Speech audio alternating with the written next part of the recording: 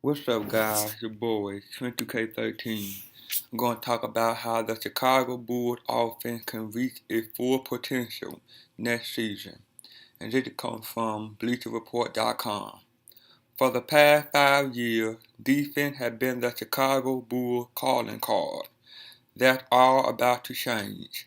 Fred Hoiberg has replaced Tom Thibodeau as Chicago head coach, a sideline shift that will completely reinvent who the Bulls are and how they play. Over the last half-decade, even when Derrick Rose has been healthy, the Bulls sometimes inefficient.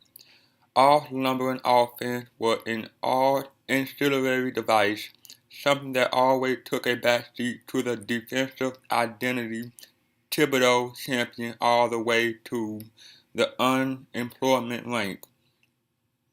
Hiring Hoiberg is a commitment to the more glamorous end. His Iowa State Cyclones ranked 11th in the country in offensive efficiency this past season. Per KenPom.com, and he wielded an NBA-friendly clipboard that beget pace, spacing, and versatility. What the Bulls make of this new age thinking next season is up to them. The easy, upping the pace. Not once during Thibodeau's reign did the Bulls rank higher than 23rd in possession used per 48 minutes. Since the 2010-11 campaign, Thibodeau first at the wheel, they ranked 29th in pace, behind only the New Orleans Pelicans. Statistically efficient offense are peppered throughout the Thibodeau era. Mostly, though, the Bulls earned a reputation as the NBA premier snail. This was by design, mind you, as the fine folks at Blog A Bulls wrote. The team took their time on offense, conserving their energy for the defensive end. Thibodeau wasn't about to let them blitz opponents, potentially at the expense of their defensive stamina. Hoiberg is going to implement a more free-flowing offense. He likes to get up and down the floor in the hope of creating transition opportunity and volume. And while he's not exactly Mike D'Antoni, 7 seconds or less pro players will be expected to fire away inside 10 seconds of the shot clock. Contrary to the slumbering speed, Thibodeau preferred the Bulls to have the personnel to push the tempo. Rose isn't as explosive as he once was, but he's still light in point guard form. Jimmy Butler is your prototypical athletic wing who will cover even more ground when he's not logging roughly 42,376 minutes per game. Todd Gibson is understatedly nimble. Joakim was the big man equivalent of a blood 10 lower body injuries ago, but he sprints until his legs fall off or his ponytail come undone.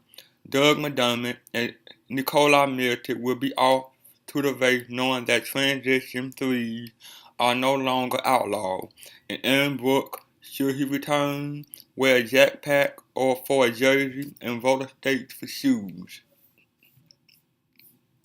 To be sure, teams need to run like crazy to maintain efficient offense. The 2014-15 final fighting Cleveland Cavaliers are concrete proof, but in this case, Hoiberg's offensive success is founded upon speed. The Bulls, as currently constructed and despite what the last half-decade implies, can live up to those standards. More small ball. Small in the figurative sense that is. Traditional dual big lineup was a staple under Thibodeau. Hoiberg is of the one in, 4 out persuasion and use the threat of an extra shooter to create open driving lanes for his point guards and ball handler and clear pathways for a slashing big. Basically, there's a ton of perimeter action at the beginning of each play. That spacing the Bulls cannot duplicate when running too big who cannot chuck threes. Though Thibodeau was more prone to athlete or knowledge defense, stretching shooters such as Mirotic and McDermott, mostly Mirotic as a four. There was no avoiding the interior traffic jam that came with catering to a front court rotation, also consisting of Paul Gasol, Gibson, and Noah. Forging additional space isn't a matter of blowing up the Bulls roster. Not entirely. They once again already have the personnel to slot orbiting shooters at power forward. Thibodeau admittedly fell too much in love with lining up Mirotic at the three. Nearly 25% of the rookie minutes came at small forward during the regular season. Ill-equipped to keep opposing wings in check at 6'10" or act as an incisive dribble driver, Mirotic player efficiency rating took a dive when he played the three. According to 82game.com, still he found nylon on 35.4% of his spot-up trade, and when he manned power forward, the Bulls' spacing was notably better. Ranger liner make life easier on everyone. Creating off-ball separation isn't as difficult. Roll men are given more room to operate on pick and roll, and it encourages dribble penetration, opening the door for the ever-effective drive and kick opportunity once defense collapses. McDermott's function in the same vein is yet another defense-drawn weapon Holberg would use in ways Thibodeau did not. The 23-year-old sharpshooter logged just 321 total minutes through his rookie crusade, 95% of which came at a small forward. At 6'8", McDermott, like Mirotic, is a stretch four. He shouldn't be expected to defend wing or, more importantly, create off the dribble against wingsmen far faster than him. And even though McDermott struggled to flash his three-point touch, 31.7% clip, he helped generate the spacing Holberg offense needs by just being on the floor. Mirotic and McDermott can play together in a pinch, acting as Mike Dunleavy doesn't return, but their presence alone will help the Bulls make the transition from lane cloggers to architects of wiggle room. They're not so easy. Derrick Rose, assimilation. A lot of what Holberg implement will come natural to Rose. Point guards are given the freedom to knock up the floor and run. There is room enough for isolation sets. There will be more open lanes than a bowling alley after midnight on a Tuesday. There will also be a need for Rose to work off the ball. Speaking with Kelly Scaletta for today's Fast Break, bballbreakdown.com, Randy Sherman explained what Holberg's arrival will mean for Rose, and I quote, "It's with Rose that I see the most adjustment coming. Iowa State has had the nation leader in assist to turnover ratio for consecutive years. Point guard Monte Morris, while Morris is a terrific player, this can be deceiving. For a point guard, Morris had a low usage rate, 16.9% due to Holberg's point forward scheme. Also, compared to the rest of the NCAA, Iowa State shoot the ball quicker. Seriously, Morris doesn't have as many turnover opportunities as many others.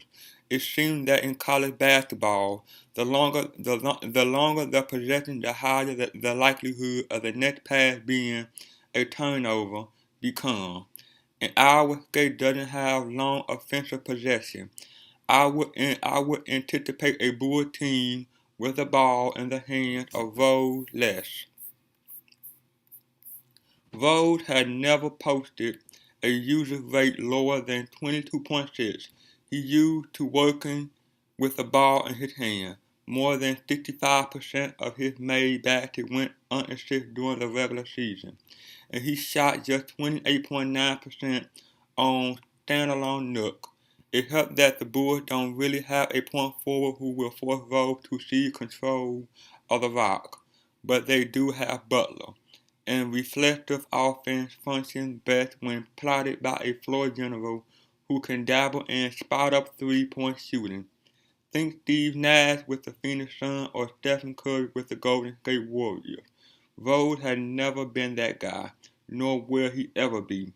The Bulls just have to hope his three-point heavy attack in 2014-15 is a sign of things to come, all while banking on his efficiency being the exact opposite. Indeed, Rose has had more economical showing from beyond the arc. His 28% clip is nothing to tout, but he was shooting more threes overall. His 5.3 heaves from deep per game were a career high, and 32.5% of all his shots came from downtown, another career high. Parlaying that additional volume into a more efficient three-point touch overall would go a long way in streamlining Rose's comfort off the ball. And for better or worse, his comfort off the ball would go a long way in determining Chicago's offensive ceiling in 2015-16. Figuring out the front court. Figuring out the front court may entail breaking up the front court. A rotation of Gasol, Gibson, and Noah won't sit well in Holbert's offense. This tricycle isn't conducive to generating space. All three are most comfortable inside 8 feet of the hoop. Unless Gasol is ready to start launching threes in volume, not one member of this trio is fit to play power forward for long stretches in Holbert's offense. Rather than deploy two at a time, the Bulls will only have room for one. That leaves plenty of minutes for two at center, assuming one is willing to come off the bench, but it also means at least one of them could and should amble their way into trade talk. Just prior to Holbert's arrival, ShutInHoop.com, Joe Kotop heard the Bulls plan to stop both Gibson and Noah over the offseason. That makes sense in theory, since Gasol remains the only one of these three who is a somewhat proven perimeter threat. At the same time, Gasol is pushing 35 and won't be winning any foot trade. Holbert also praised the value of Gibson and Noah at his introductory press conference, most notably that of Noah per Casey Johnson of the Chicago Tribune. And I quote, "When you create space for him and allow him to be a passer and a playmaker, he can bust the ball up the floor after a rebound with guys who can knock down shots. We had a lot of success with that at our Skate, using our big as playmakers in the open floor. What become of the Bulls' present front court is very much still up in the air. They could push forward with all three of their traditional bigs, hoping that Gasol's experience outside 8 feet is enough to keep an open floor model intact. But for the Bulls to really maximize the potential of Holbert's offense from the get-go, they cannot compromise when it comes to employing the ideal personnel."